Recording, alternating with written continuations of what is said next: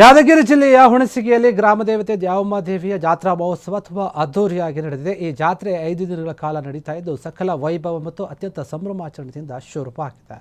ಈ ಜಾತ್ರಾ ಮಹೋತ್ಸವ ಏನಿದೆ ಸೋಮವಾರ ರಾತ್ರಿಯಿಂದಾನೇ ಶುರುವಾಗಿದೆ. ಇನ್ನು ಮಂಗಳವಾರ ನಸುಕಿನ ಜಾವದವರೆಗೂ ಕೂಡ ಶ್ರೀ ದೇವಿಯ ಒಂದು ಗಂಗಸ್ಥಳ ಮೆರವಣಿಗೆ ಕೂಡ ನಡೆದಿದೆ. ಆ ನಂತರ ದೇವಿಯವರು ಊರಿನ ಸದರಿ ಒಂದು ಕಟ್ಟೆಯಲ್ಲಿ ಕೂಡ ಬರ್ತಾರೆ, ಜಮಾಯಿಸ್ತಾರೆ. ಅದನ್ನು ನೋಡೋಕ್ಕೆ ಸಾಕಷ್ಟು ಭಕ್ತರು ಸೇರುತ್ತಾರೆ. ಬಳಿಕ ಸಂಪ್ರದಾಯದಂತೆಯೇ ಅಲ್ಲಿ ಭಕ್ತರಿಂದ ವಿಶೇಷ ಪೂಜೆ, ಪುನಸ್ಕಾರ, ನೈವೇದ್ಯ ಮತ್ತು ಭಕ್ತರಿಂದ ಹಾರಕೆ ಸಲ್ಲಿಸುವಂಥ ಕಾರ್ಯಕ್ರಮ ನಡೆಯುತ್ತೆ. ಶುಕ್ರವಾರದಂದು ಇದೇನದು ಮುಂಚಿನಿಂದಲೂ ಕೂಡ ಬೆಳೆದು ಬಂದಿರುವಂತಹ ಒಂದು ಸಂಪ್ರದಾಯದ ಪ್ರಕಾರ ಏನಾಗುತ್ತೆ ಅಂತಂದರೆ ಕೆಲವೊಂದು ಪೂಜೆಗಳು ನಡೆಯುತ್ತೆ. ಪದ್ಧತಿಯ ಪ್ರಕಾರ ಹಾರಕೆಗಳನ್ನು ಸಲ್ಲಿಸ್ತಾ ನಡೆದುಕೊಂಡು ಬರ್ತಾರೆ. ದೇವಿಯ ಪುನಃ ಒಂದು ದೇವಸ್ಥಾನಗಳಿಗೆ ಮರಳುತ್ತಾ ಹೋಗುತ್ತಾರೆ. ಇನ್ನು ಜಾತ್ರೆಯ ಸಂಪ್ರದಾಯವನ್ನು ನಾವು ನೋಡೋದಾದರೆ ಕೆಲವೊಂದು ವಿಶೇಷತೆ ಇದೆ.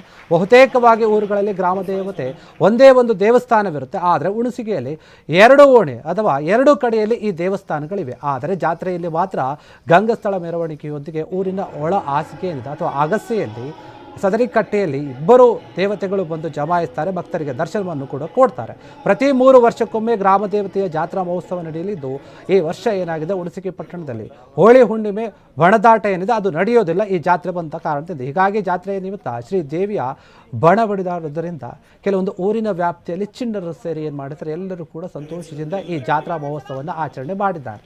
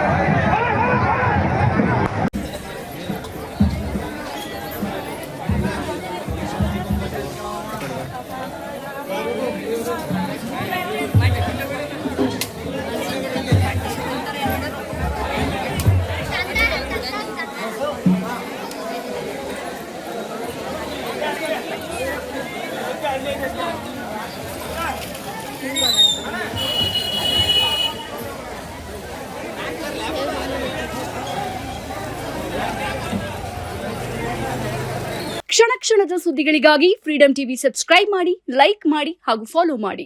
ಹೊಸ ಸುದ್ದಿಗಳ ನೋಟಿಫಿಕೇಶನ್ಗಾಗಿ ಬೆಲ್ ಐಕಾನ್ ಮೇಲೆ ಕ್ಲಿಕ್ ಮಾಡಿ.